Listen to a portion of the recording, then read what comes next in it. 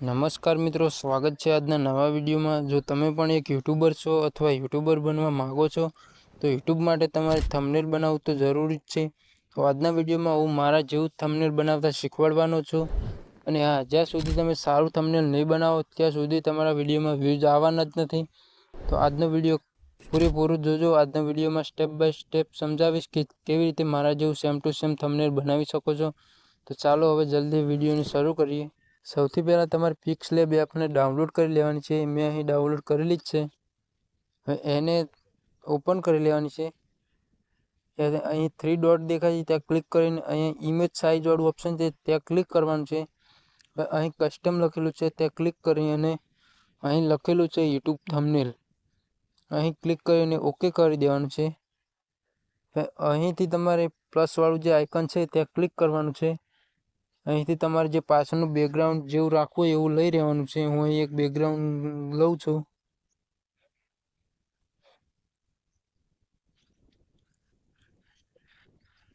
હું આ બેકગ્રાઉન્ડને અહીંયા વાપરું છું।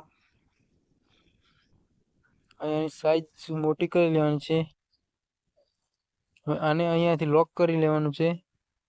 પાછું તમારે પ્લસવાળા આઇકનમાં જઈને અહીં ફ્રોમ ગેલેરી લખ્યું છે ત્યાં ક્લિક કરવાનું છે। અહીંથી હું આ ફોટાને યુઝ કરું છું ખાલી તમને બતાવવા માટે। અહીંયા આ બેકગ્રાઉન્ડ વ્હાઇટ છે તો એને આપણે હટાવવા માટે તમે જોઈ શકો છો કે બેકગ્રાઉન્ડ વ્હાઇટ હતું એ હટી ગયું છે। હજી બરોબર નથી ગઈ તો આપણે ફરીથી એને તમે જોઈ શકો છો બેકગ્રાઉન્ડ હટી ગયું છે।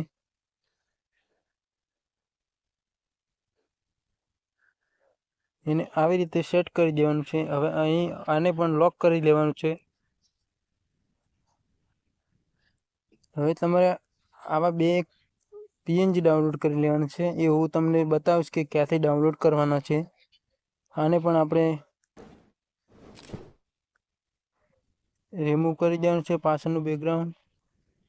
આને આવી રીતે લગાવી દેવાનું છે અને આને પણ અહીં લોક કરી લેવાનું છે।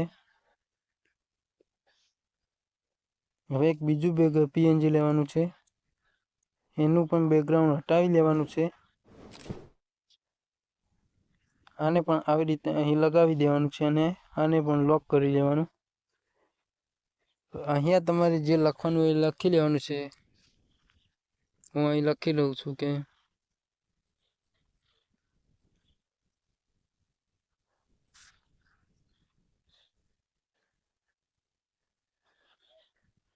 અહીંયા કલરમાં તમે તમારે જેવો કલર રાખો એવો રાખી શકો છો। હું અહીંયા લાલ કલર રાખું છું। હવે અહીં સ્ટોકમાં જવાનું છે અને અહીં શેડો આપી દેવાનો છે। આને તમારે ફરીથી કોપી કરી લેવાનું છે।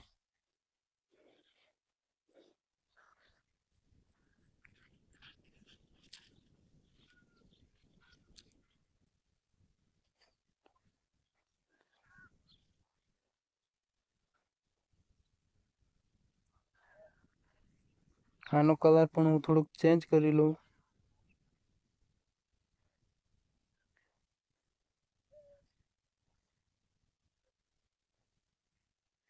સાઈઝમાં તમારે મોટી સાઈઝ રાખવી તો મોટી પણ રાખી શકો છો। અહીં કરી લઉં।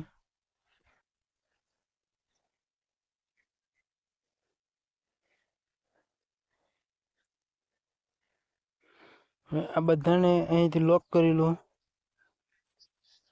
હવે તમારે એક PNG છે, જે શેડો વાળું PNG છે, હું અહીં ગોતી લઉં છું। આ PNG છે, એને અહીં ઇમ્પોર્ટ કરવાનું છે।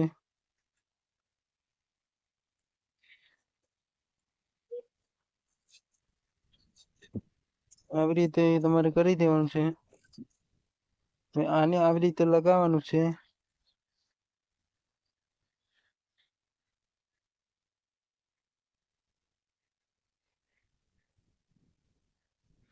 આને પણ અહીંયાથી લોક કરી લેવાનું છે।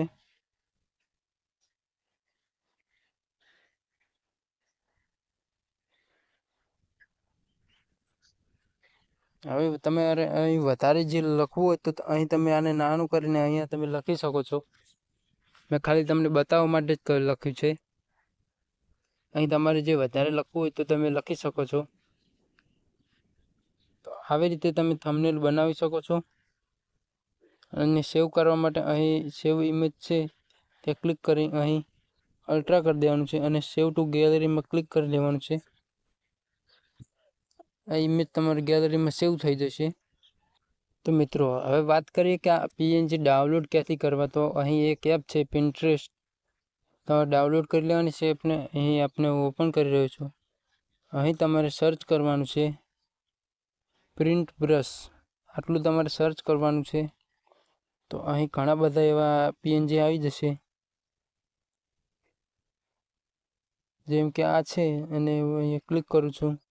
અહીં સેવ વાળું ઓપ્શન છે એને તમે સેવ કરી શકો. અને આવી રીતે તમારે સેવ ના થાય તો અહીં તમે શેર વાળા ઓપ્શનમાં જઈને લિંક કોપી કરવાની છે. હવે તમારે ક્રોમને ઓપન કરવાનું છે.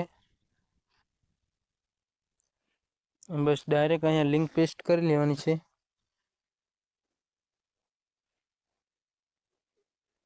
તો અહીં આવી જશે. હવે તમારે 3 ડોટ ઉપર ક્લિક કરવાનું છે અને અહીંથી ડાઉનલોડ કરી લેવાનું છે.